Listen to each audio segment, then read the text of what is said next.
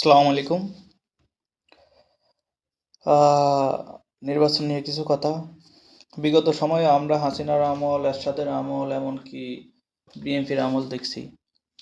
আমরা হয়তো কখনো দাঁড়িপাল্লার তো এখন যেহেতু আওয়ামী লীগ নাই, সো আওয়ামী লীগের অন্যায়ের কারণে আওয়ামী লীগ নাই, এটা বড় কথা না। এখন যে দুই দল আছে, বিএনপি জামাত, আশা করি বিএনপি তার অতীতের কর্মকাণ্ড এবং বর্তমান 15 মাসে যে কার্যকলাপগুলো দেখেছে, এর থেকে আমি মনে করি, এবং আপনারাও যদি মনে করেন, তাহলে এবারে নির্বাচনে দাঁড়িপাল্লাকে জয়যুক্ত করবেন।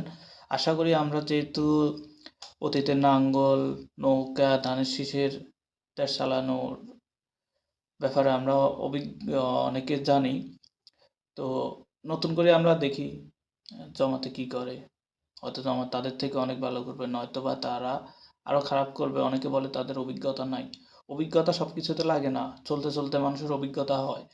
তো দেখা যাক ন্যায় ইনসাফ নিয়ে তারা কতটুকু থাকতে পারে শেষ পর্যন্ত, যদি আল্লাহ তাআলা তাদেরকে দেশ চালানোর তৌফিক দান করে। আর জামাতে অভিজ্ঞতা নাই, ঠিক আছে, তাদের শিক্ষিত লোক আছে, তাদের সবগুলো অশিক্ষিত, দুর্নীতিবাজ, ঋণ খেলাপি লোক, ওই রকম লোক তাদের মধ্যে শতকরা হয়তো 1% থাকতে পারে, কিন্তু অন্যান্য দলে শতকরা 15-20%-এর উপরে আছে। তো ওগুলা বড় কথা না। ন্যায় নীতির সাথে থাকুন। ভালো লাগলে দাঁড়িপাল্লায় একটা ভোট দিন যদি মনে করেন। আর হ্যাঁ, হ্যাঁ, অবশ্যই একটা ভোট দিবেন, যেন 24-এর মতো এরপরে আর কখনো কোনো আন্দোলন করতে না হয়।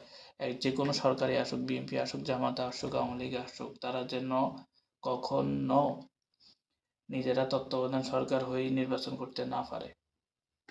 বা অতীতে আমরা আওয়ামী লীগের কর্মকাণ্ড দেখছি, তারা টানা 17 বছর 3টা নির্বাচন তারা করে গেছে, কিন্তু কি হলো লাস্ট পর্যন্ত? 24-এর আন্দোলন, মানুষ খুন, কত মানুষের অঙ্গ হারালো। যেন এগুলা না হয়, এগুলার থেকে বাঁচতে, এগুলার থেকে দেশকে বাঁচাতে আমরা অবশ্যই একটা হাই ভোট দিব।